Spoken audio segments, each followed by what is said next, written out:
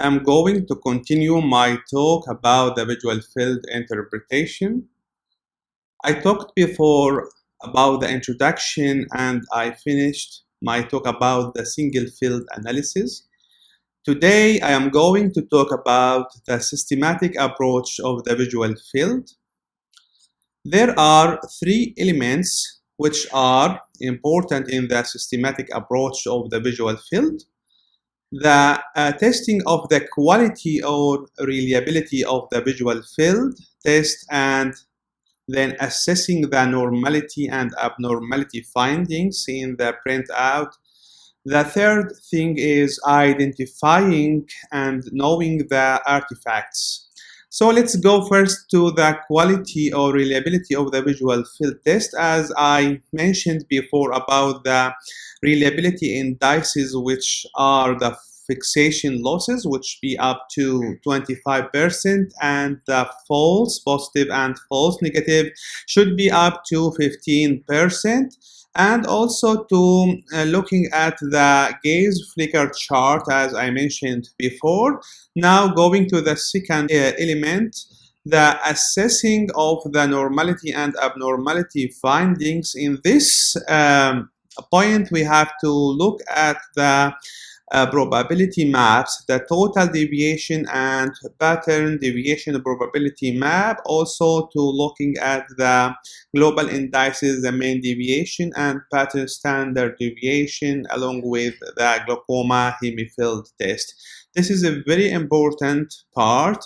There are many criteria have been proposed for identification of the visual field abnormality.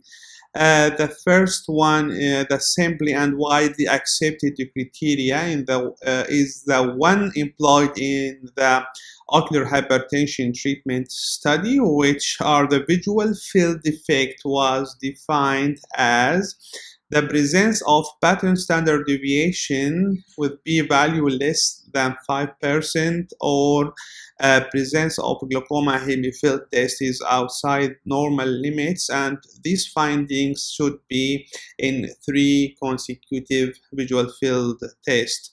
The second criteria, which is important one, Anderson's criteria for glaucomatous visual field defect, and this criteria are helpful in the diagnosis of the early glaucoma and are as following.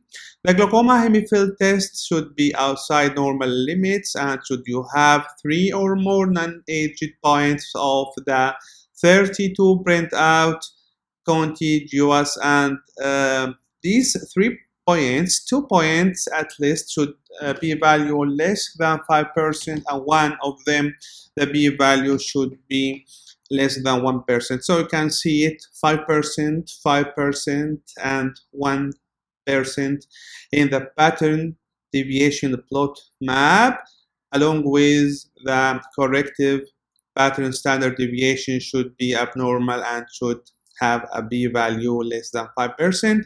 All these findings should be in 2 consecutive visual field tests.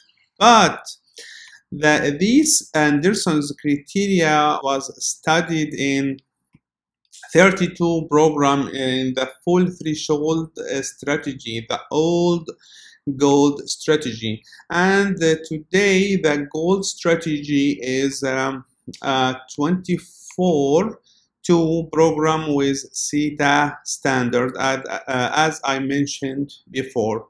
So there are modified Anderson's criteria for glaucoma visual field defect, as the short fluctuation cannot be calculated in the CETA strategy. So the corrected pattern standard deviation was replaced by the pattern standard deviation. So the modified Anderson criteria for glaucoma field defect, which are helping in the diagnosis of the early glaucoma, are as following.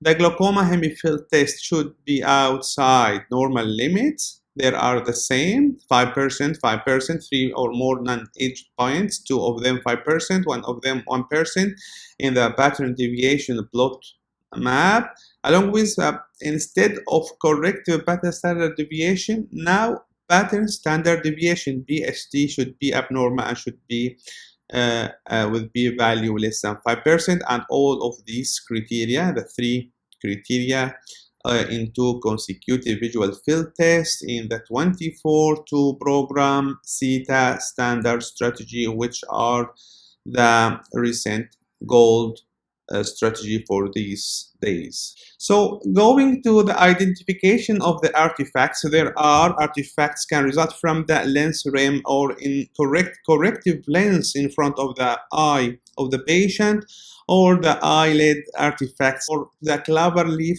visual field and high false positive rate. So let's go one by one. The lens rim, you can see that the centered corrective lens, it's not centered in front of the eye of the patient, or the lens is set too far from the eye. You can see this is the visual field for patient with lens rim artifact. You can see here the glaucoma field test for the left visual field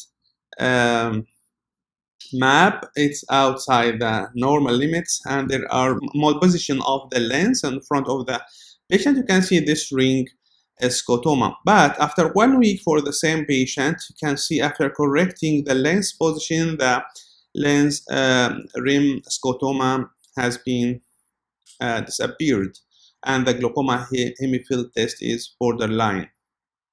Going to incorrect corrective lens, incorrect corrective lens when set in properly in front of the eye of the patient will lead to the generalized visual field depression, and that can present with high value in the mean deviation in the global indices.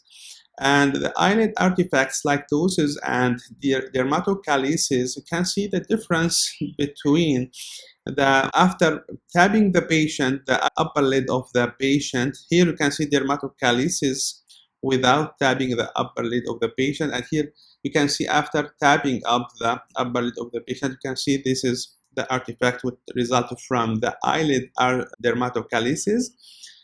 And the cloverleaf visual field defects also an artifact one, when the patient stop paying attention and stop to respond part way through the visual field. And you can see this is artifact when the patient is malingering. You can see here on the left, you can see the reliability indices that all is normal except the false negative errors, which is very high, and you can see the patient is malingering or stop paying attention.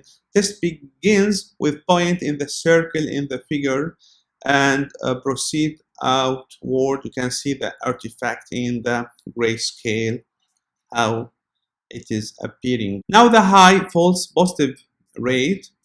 For patient with false positive more than 15%, that suggests the test is unreliable, and that can mask, sometimes is very important this point, mask or minimize an actual scotoma, and can in extreme cases result in a visual field with impossibly high threshold value, more than the threshold value of the fovea. You need to do careful instruction to the patient, which can lead to solving this problem. You can see here in this visual field the reliability indices, fixation losses, and false positive error and false negative error is very high. This test is unreliable. You can see here also in a grayscale there is, in this red circle, there is white area. That's mean the threshold value is more than the normal, is high. After repeating the test, you can see the visual field defect, which is the real defect, which was masked before by the false positive. And you can see also the reliability indices for this printout is normal.